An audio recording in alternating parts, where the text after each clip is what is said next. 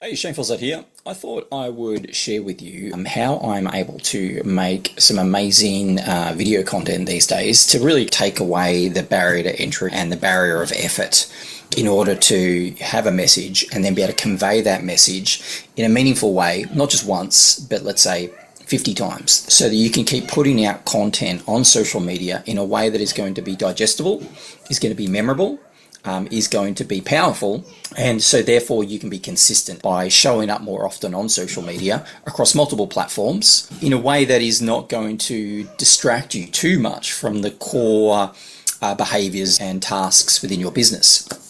So let me share with you how I built this. So first of all, you need to understand the basic structure, which is right now there is AI that we can use. And we have two AI platforms that are equally great for this. There is ChatGPT's work that was released just recently, and that was released in response to Claude's co-work. So Claude co-work. Now those two, the way that they work differently is they actually connect into your hard drive or into your laptop, into your storage. So if you're someone that just works on a phone, this is not going to work very well for you. If you work on a computer or a terminal or a laptop or something like that that has a hard drive and has like a folder structure within it, this is going to change everything for you. So let's understand that first layer, which is you connect in either one of these AI models to your computer, and you typically have to download the app first. So whether you download the ChatGPT app or whether you download the Claude app onto your computer, then what that does, you can then open up your hard drive to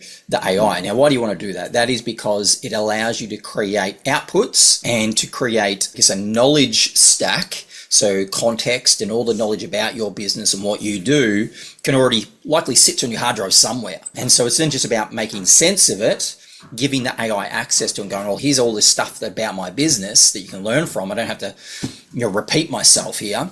Here it all is. And then it's going to create an output. And so that output, instead of it being created in the cloud and you having it downloaded and it goes to your downloads folder and you have to try and file that away, or you just have this overwhelming, crazy collect all drawer of a downloads folder. What this does is the AI will make sense of it and it will save things in a logical folder structure.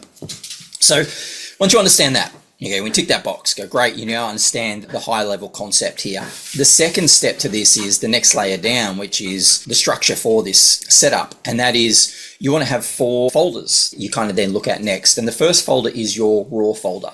So you just imagine 4 folders. One says raw, and your raw folder is the folder that you will use and that the AI will use, whether you do it manually or whether the AI automatically does this for you. It's going to drop in all of your draft ideas, half finished, brain dumps, anything. Like imagine just throwing an idea at the wall. It's like brainstorming. Imagine when you do a brainstorming session, no ideas are wrong. You just throw them at the wall and see what sticks. And then you start culling them down and refining them into the things that you're actually going to take action on. So think of as your raw folder as anywhere that you just throw information in, whether it be an image, a presentation, a video, a transcript, an audio file, whatever, just throw it in there. That's like your collect all for the AI system. Then go, okay, anything you throw in there, I'm then going to be aware of and know that I need to kind of pull on that. So that's your raw folder. You then have a wiki. And a wiki is just a fancy name. I'm not sure how fancy it is, but it's just an unusual name. Think of it as like Wikipedia. What is Wikipedia? Wikipedia is the modern version of those World Book encyclopedias that you or your parents may have owned back in the 80s or maybe even earlier than that. But, as a kid in the 80s, remember, the big World Book encyclopedias that would take up an entire bookshelf. Think of it like that, a World Book encyclopedia all about your business. So every department of your business is documented. The pricing models, the product range, the history of the business, the mission. So not just think of like a business plan, but with so much more. A 500-page employee manual all about your business for every department of your business. That's your wiki. So your wiki is one folder that the AI will then go, aha, here's where I need to create maybe 100 different folders. It will go and do that. It will create a folder for each department that's meaningful to you. It'll create a folder within each department for each sort of sub task or sub department that is important. So you might have marketing, and then within marketing, you might have ads, content creation, analytics. So you have these, and you don't have to come up with this. The AI will come up with it for you. You need to start with the wiki folder. So we've got the raw folder, the wiki folder. And if you just think of a wiki as it's a 500-page document all about your business. Think of it like that. You don't have to read it, but it's there and the AI will make sense of it. The next folder is the output folder. Yeah, I think I'm getting this right. This is the output folder. And so the output folder is where it'll make sense. So it takes in the raw information in the raw folder. It'll pass over the wiki to make sure that it understands the stable context of your business. And then it'll output something, whether it be a report, an image, a presentation, an audio file, a video, whatever it is you're asking for, a CSV file, an Excel file, whatever the output is, it'll save it into the output folder. Now, again, that's just that one folder.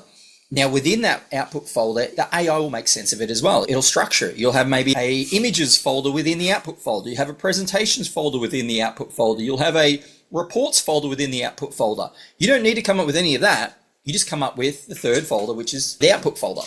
And then you have the fourth folder. The fourth folder is what I encourage people to call, say, a script or a code folder. And that's where you drop in anything that you want to start to add on top of your entire AI team.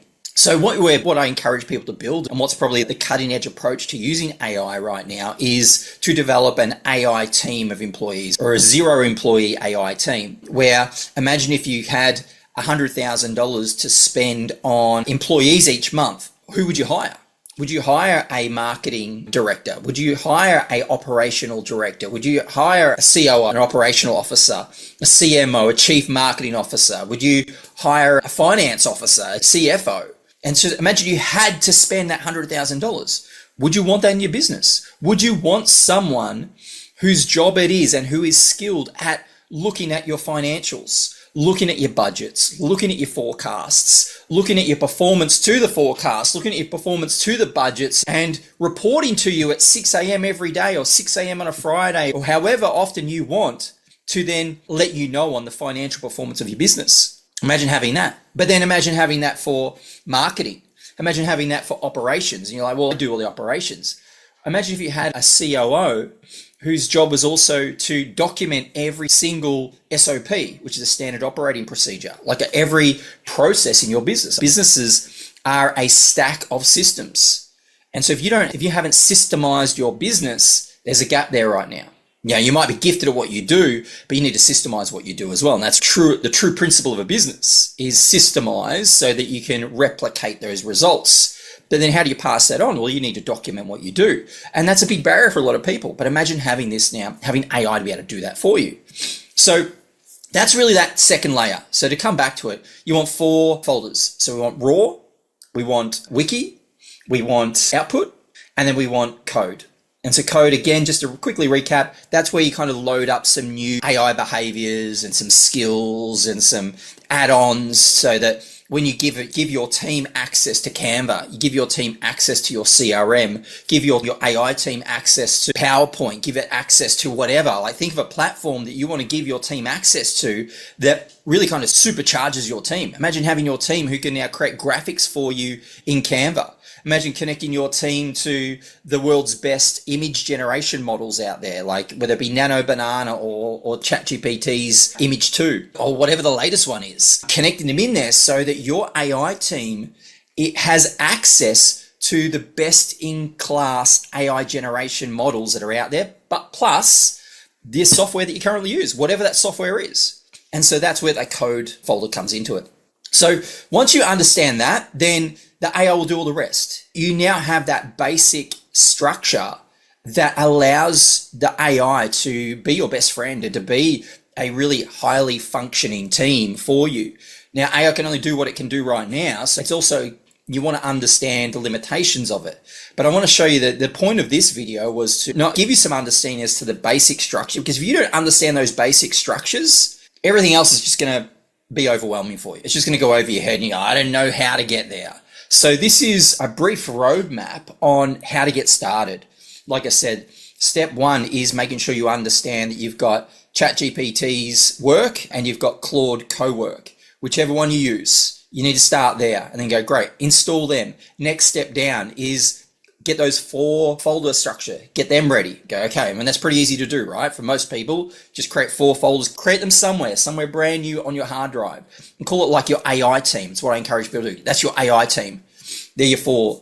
And then you want to then prompt your AI work setup to go, here's how I want you to respond. I want you to take in the information from the raw. I want you to consolidate it, synthesize it, put it into a meaningful setup within Wiki. And then any outputs, I want you to output it to the output folder. And then in the code folder, that's where I'm going to add in extra skills and tools and things like that. So you need to tell it how that's going to play out. And it will, if you tell it the right thing, then away it goes. Now, I have a video already that I made that shows you how to do that. So you can go and find that. I'll put it in the description for you. But here's what I want to show you. Once you do all of that, just what's possible. Now, what I am going to show you is I don't use Claude Cowork. I'm actually using Claude Code within a software platform that is free to use called VS Code.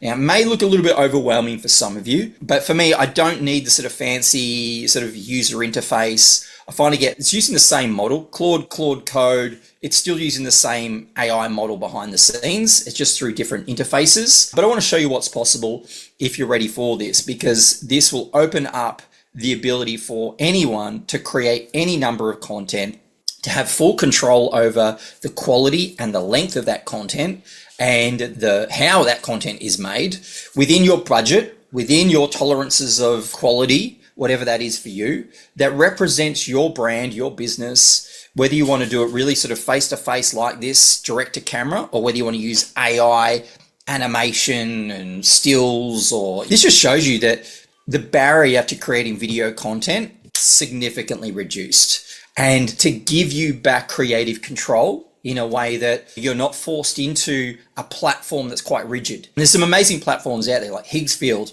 amazing, Runway ML, amazing as well. So these are platforms that are already designed to help you create video content. And there's thousands of others, but they're arguably 2 of the premier ones. And what those 2 platforms do is they bring in the best performing image generation models and video generation models. So they will bring in like Kling and Dance and Grok, Imagine, I think it is. Nano Banana will be in there. GPT Image 2 is in there. So they'll bring all of these in. They create a user interface to make it nice and easy for you. They charge a premium on top of that, and you have to pay a monthly subscription. And so you're paying for a monthly subscription whether you use it or not. You are then forced into their UI. Now, the UI is not designed to be difficult to use, but I've found some of it is a bit overwhelming because they're trying to create something for everyone. They're not creating something specifically for you based on what you need. And so what I love about this that you're about to see here is this is a system that you get to create it in your vision, that it will do exactly what you want it to do. Now, that means you need to know what you want. You need to understand what it is that you want. The great thing about Higgsfield and Runway ML and so many of the other platforms is they might go, hey, did you know you can do this? And you're like, oh, I didn't know I could do that. Now it's on your radar and it's something you can explore.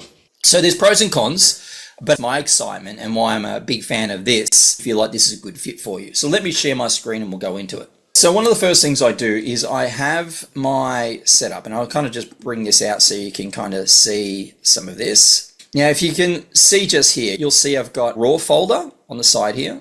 I don't know if I can zoom in. No, I can't. My raw folder on the side, I have wiki, and I have my output, and I have scripts, which is code or scripts, whatever you want to call it. So that's that basic setup. And then the AI has added more, like I created a dashboard and I did some other things. And there's some sort of legacy stuff in here that when I built this probably back in March. And so it's been evolving over time. So there's a little bit of extra details in here that are probably not relevant anymore, but I just haven't cleaned it up just yet. But I just wanted you to just see that basic structure is still in here.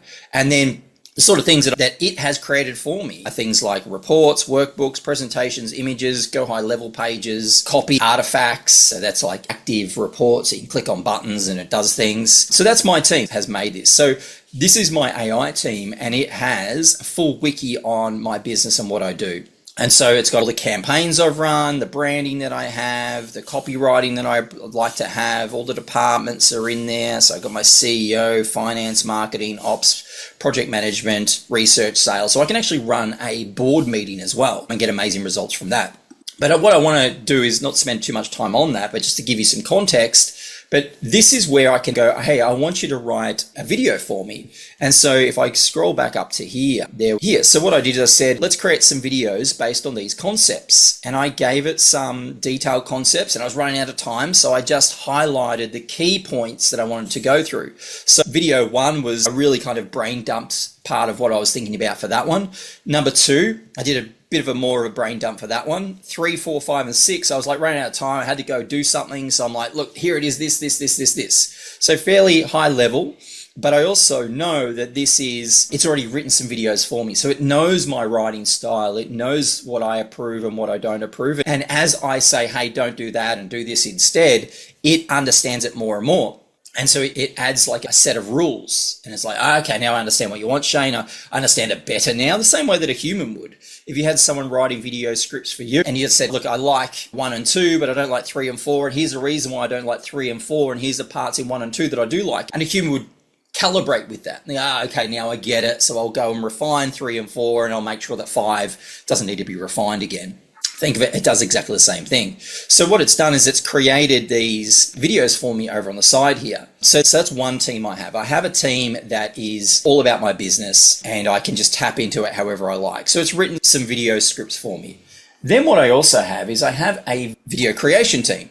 So I have a video creation team think of it as like a separate business or a separate team all about video creation, because that's quite a big chunk. I didn't want to kind of build it into a team. So I kept it separately, and so I've created that. Now, to give you some insight, there is a way of doing this that makes it really easy for you. So there's a GitHub repo. GitHub is a website you can go to, and you can do a search for it. It's OpenMontage, and it comes out of the box. Out of the box, you install the GitHub repo, and what it does is it gives you access to a lot of this is already set up, and then you can add on top of it and sort of shape it in your vision. So I'll do another video where you can see how to set up OpenMontage. It's a little bit technical, but it's not really beyond too many people. If you just follow a video and you know what buttons to click and you just click those buttons, it's pretty easy to set up. Now, the one thing that I've done with OpenMontage is a structure, but you then need to connect in some of the video models or the image generation models. So my go-to is a site that is called KIE.AI, and I'll just kind of show that to you. I'll bring it onto the screen. So KIE.AI, what this is, the way of thinking of it is it's like a wholesaler for the AI image and video generation models and the chat models. So it pretty much has every single model that is out there piping into here that you can get access to. So it's kind of like behind the scenes. You're getting access to the engine behind the website. So instead of using ChatGPT as a user interface, behind that is GPT, 5.6 or GPT, I think GPT 5.6 is the last one. No, there was another one. What is it? Anyway, I can't remember it now. It escapes me. But it's like Claude. You can go to Claude.ai, which is the user interface, but behind the scenes is either, 4.8, I think it is now, or it's Fable. And so, as you can see here, Claude, Sonnet 5.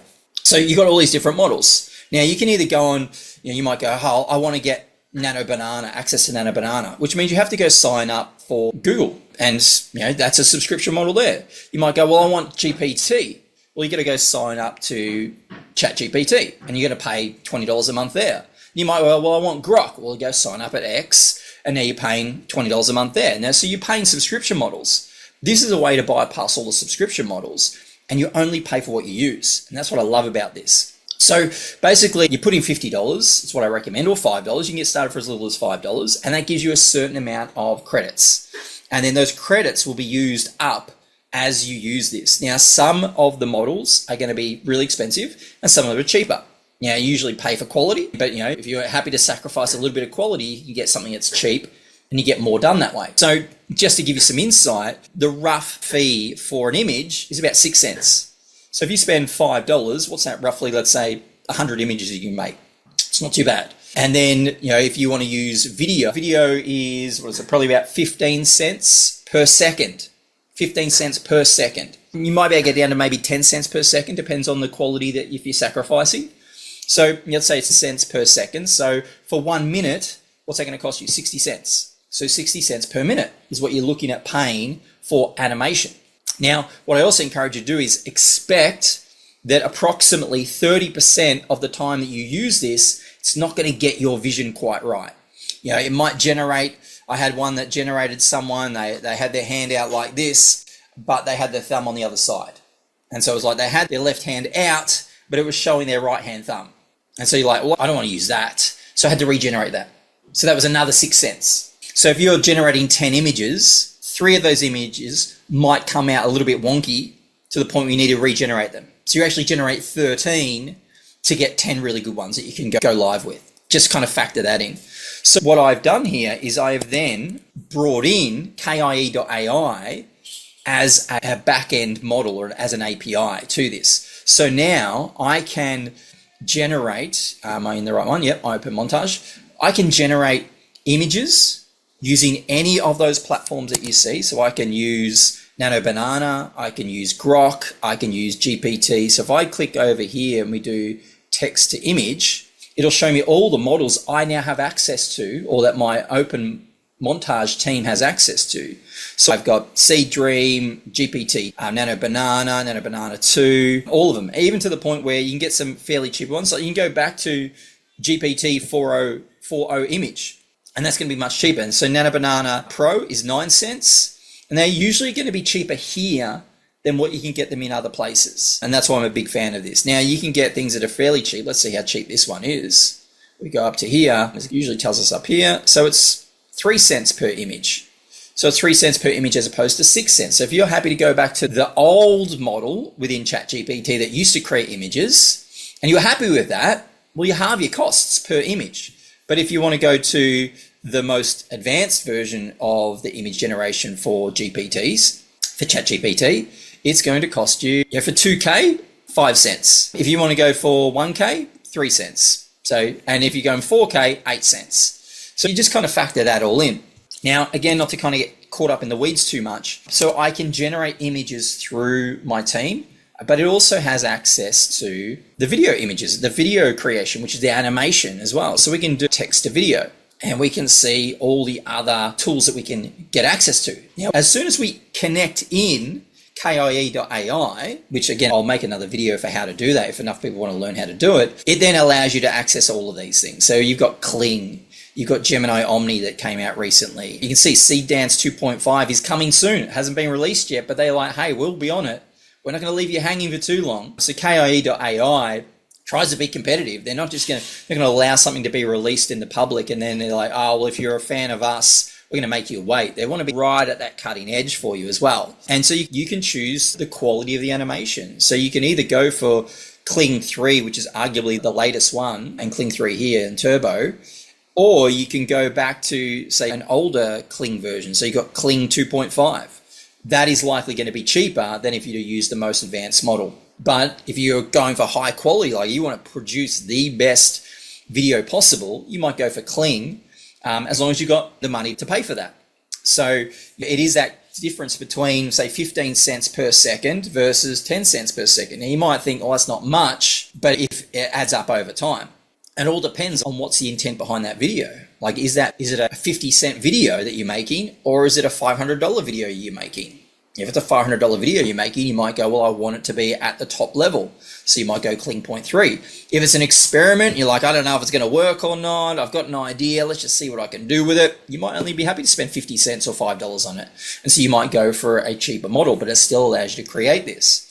Now, to kind of go back to here, what you can then do is you can drop in your scripts. And so what I've now done, so I have a setup. Now, this is the setup that it came with, but it's similar in terms of the folder structure. So I have assets. Assets is where I drop in. It's like my raw folder. So it's assets. I drop in examples, and I'll show you, do I have an example in here? Let's do a character sheet. So I have a character sheet like this. So this is my way of going, hey, I've developed this character. Here's the character sheet that I want you to now refer to. And I gave it a few sort of examples. So it's really clear on the sort of thing that I'm after, the style, and I've got the character sheet to lock in that character consistency. So that's an example of raw going, hey, this is what I created over here. This is new idea I've got. I want you to create this Hypno Fox character. And I've done it with other ones, and I think I've got it here. So a see-through skeleton was another one. So this is like where you upload like the raw folder. And then it makes sense from that. It's like, okay, I get that now. Now, it doesn't really have a wiki. It kind of does. It's called pipelines, but it's not, you don't have to get too caught up in that. It does have projects. So projects is like output. And so it's able to create an output for me. So if we go to the shorts here, I've got some of the Fox videos. I've got the skeleton videos. Basically what I do is I then upload my script. So I pull it from my other team. I upload it here, and I think I've got it in the assets. So there's this folder file here, which is How Your Brain Works Shorts Collection, which was something I just pulled across from my other one, which I'll go and show you. That's it there. That's what my team created. My AI team created that based on the IDs that I gave it. I proofread it. I went through it with a fine-tooth comb, make sure that's my responsibility. I don't want to just put out AI slop. I'm wanting to make sure that expertise and my perspective is still within this, so I'm not completely hands off. But the AI team's doing a lot of the lifting for me. I just get to shape it a little bit differently. So I made sure it really represents, so I kind of go through every single script, make sure I'm happy with it. Like, yep, it definitely feels like me. I'll shift a few things and I'll respond back and go, hey, we need to adjust this and do this differently. I then paste it. Let's go to this one over here. And I paste it in, and I've said something like this up here. Was it there? Where's the last thing that I asked it to do? So I said for the next set of videos, let's maintain the hip. Okay, so I just wanted to adjust it a little bit. Okay, so this is me. This is what I told it next is maintain the Hypno Fox character, but adjust the background. And what I didn't tell it was, it says for the next set of videos. I didn't tell it that I'd uploaded the scripts. So it actually came back and it just said, it asked me some questions. It said, where do I find these scripts for these next videos? So you can't quite see it here, but it gave me this sort of interface that said, where do I find these next videos? And I said, okay, I've just uploaded them here to the assets folder. This is what it's called. Go grab them from there. And so it's gone and done that. What it has done, it took probably maybe half an hour to create, I think 6 videos. So H6 to H11, what's that, 5 videos? So about half an hour to create 5 videos. And what it ended up doing for me was creating these videos in this way. Now, H6 to H9, I think is what it's done here. So I'm not sure if it's still processing the rest. Yeah, it is still processing. So the first one started at 10:07. It's 10:30 right now. So we're up to, what's that, 23 minutes. So 23 minutes in, we've created arguably 4 videos. Actually, no, it hasn't created them yet. So it's still processing in the background. We should be able to see that. I want to be really clear with you. So what's it saying? Waiter attached. I'll QA and render once it finishes. Okay, so what it's telling me is it's creating the voiceover. So what I've also done, this is a great thing that I forgot to mention, is that, we're going to over here, KIE.AI also has text to speech. Where are we? Text to speech. So you can actually connect in things like ElevenLabs, Gemini text to speech. So I've connected in ElevenLabs and I've actually recorded my voice in ElevenLabs. So I have a voice ID that simulates my voice that I can connect in. So I can get a voiceover that sounds similar to me through all of my videos. And so that's another thing you can do. So not only do you have the image generation models and the video generation models, but you've got the text to speech models as well.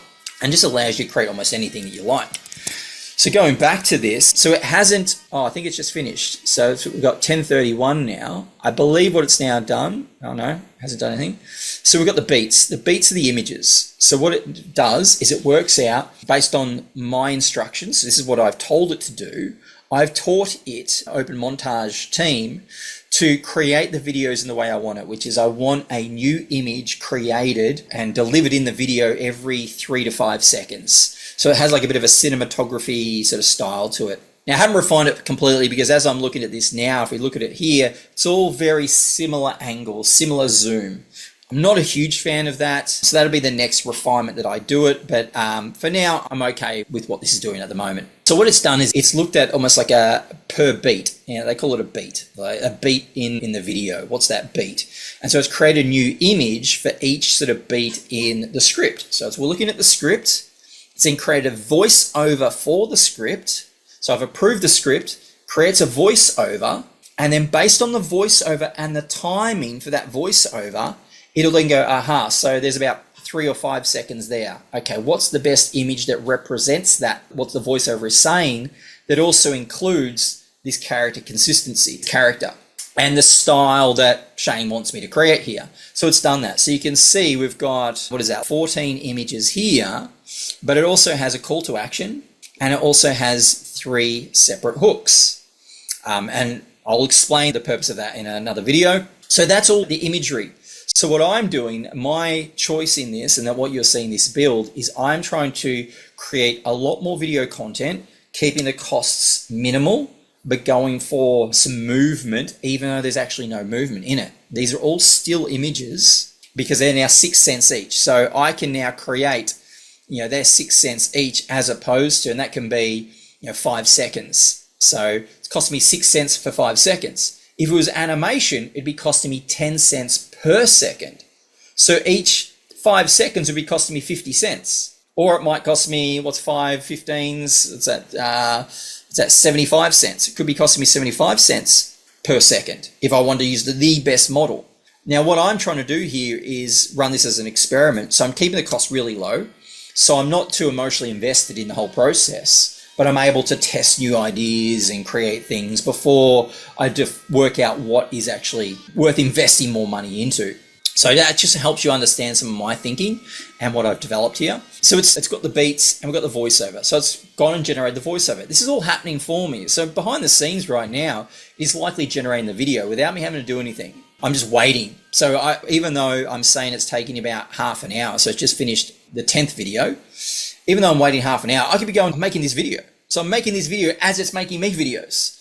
Now, if we go back to the team, we'll be able to see where it's at. So it's still processing in the background, and this is my laptop is processing this. It's generating the images, so it's going out, sending the images, waiting for those images to come back to then go, okay, great, I've got them all now, and let's put them all together in a video.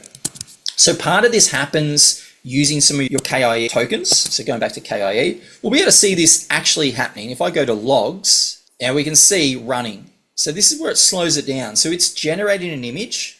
It's trying to generate an image. It's waiting. So you think about how long you need to wait for using ChatGPT to make an image. It's like a minute maybe. So every image, for those 14 images that it want to create, that's arguably a minute each. Now it doesn't happen in a line. It can happen concurrently or at the same time. So you can see how many have we got running. So we've got 1, 2, 3, 4. 4 running at once right now. So that's still 1 minute we're waiting, likely. So we can actually see what is the average amount of time. So we had to wait 63 seconds for that one, 75 seconds, 68. So it is about a minute. It's about a minute that you have to wait for the images to be created.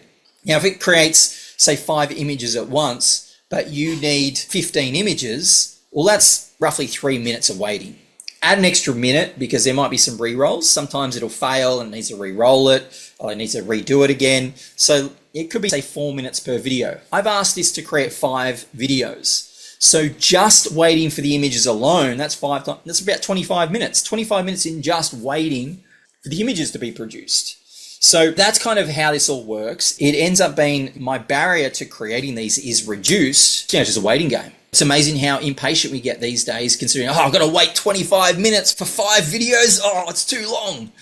But think back to where we were 2 years ago. If you ever created video content or you asked an editor to edit a video for you, you'd usually have to wait 3 or 4 days, unless you pay for urgent work being done on it.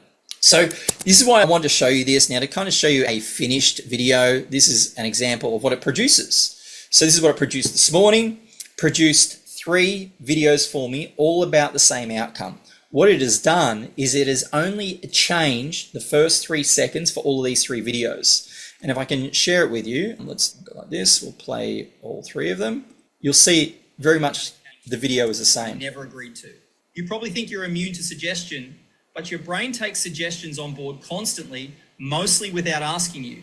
Your brain is built to absorb and act on input from the room around you and from your own inner voice, quietly, all day.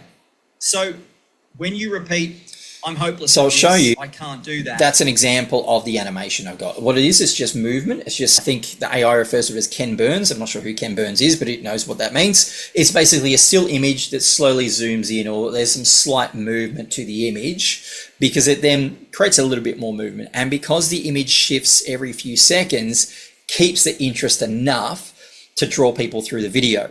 Again, it's that question of, should I have animated? If I'd animated this fully, it would have probably cost me 10 cents or 15 cents per second.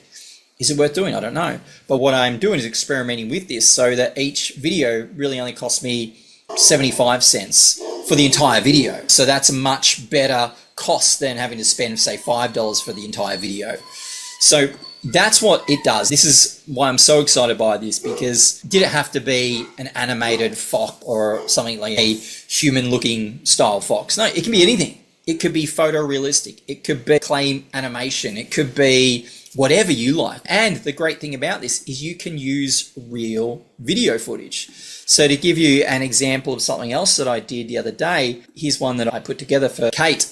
And she ran a retreat recently. I said, give me some images for your retreat, and I'll throw it into my system and see what my system can come up with. So here's an example of the retreat video that it put together. So we won't go through the whole thing, but it was, again, just very quick. I was doing it completely for free for a friend. I didn't spend much time into it. I was just like, hey, let's just see what I can do. Just give me this. I'll tell it what your retreat is all about based on my limited understanding of it. Let's just see what it can do. And that's what it did. So this is why I think every business owner who has a need for video content needs to have access to this. It needs to set this up. First of all, you want to have your own AI team, because that is super powerful in itself, to be able to get access to create presentations easier, content easier, workbooks, anything really.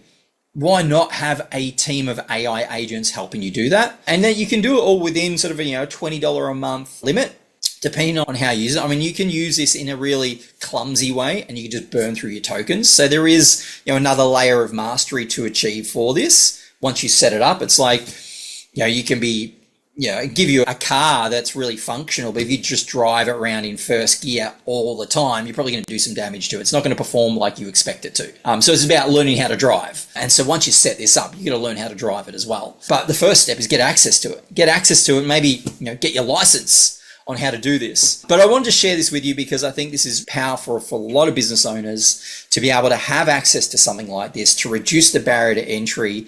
Because ultimately, for a lot of business owners, most people in the market don't know who they are. They don't know who they are. They haven't reached that mere exposure effect. They don't know, like, or trust them yet. And so many business owners just go for the jugular approach, which is, hey, I do this, buy it now, or 50% off if you grab this now. They haven't done slower approach of putting content out there and educating the market and building up that mere exposure effect to the point where people know, like, and trust them. So when it is time for that business owner to say, hey, I'm doing this special deal here, I'm doing this thing now, or, I've got some spare slots in my calendar, who's interested? People already have been warmed up. And the way to do that is to appear more often on social media. And I know for myself, the biggest barrier for me to be able to do that in the past was the whole setup of getting the lighting right and getting the scripting right. And then once you record the video, having to edit it. And that wasn't me. I hadn't fit that into my lifestyle yet.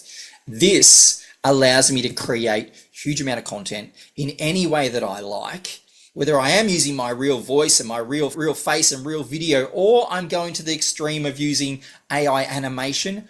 I get creative control. I get to choose to do that. Whether I create a 5-second video or a 5-hour video is all up to me now. It's all based on what's my intention, what's my vision, what's the cost that I'm willing to spend on it, what's the balance of quality that I want in that, and what is the market going to actually respond to. So that's it from me. I appreciate you watching. I hope you got some value from it. I'd love for you to comment below and tell me what's one thing you're taking away from this. And if you'd like some help setting this up, let me know. I'll leave a link in the comments below, in the description below, so you can get access to book a call with me if you want me to help you and set this up for you. I just think every single business owner needs to have access to something like this, especially if that business owner can see the value of getting more video content out there and reducing the barrier and the effort required to edit that content, put it together, put voiceovers, put background on it, different animation applied to it. All of that can now be done very cheaply, as long as you can just set it up on your computer, go make a coffee and go have a snack for half an hour, come back and find that 5 or 6 videos have been created for you in your vision, for your brand, and then it's just about putting them out on the social media. So that's it from me. If you like this video, click like and subscribe. I appreciate your support, and I'll bring more videos to you very shortly. And if there's something you want me to cover specifically, comment below as well, because if there's enough people that are saying, hey Shane, make this video next, or can you show me how to do that, I'll do that for you. I believe that more business owners who can really make a big impact in the world and in their society and in their community just need to get better at putting messages out there that the audience needs to hear, because there's people out there right now who are suffering, who have the problem that you can solve. They just don't know you exist yet. And so to close that gap is what it's all about. Thanks for watching. Take care.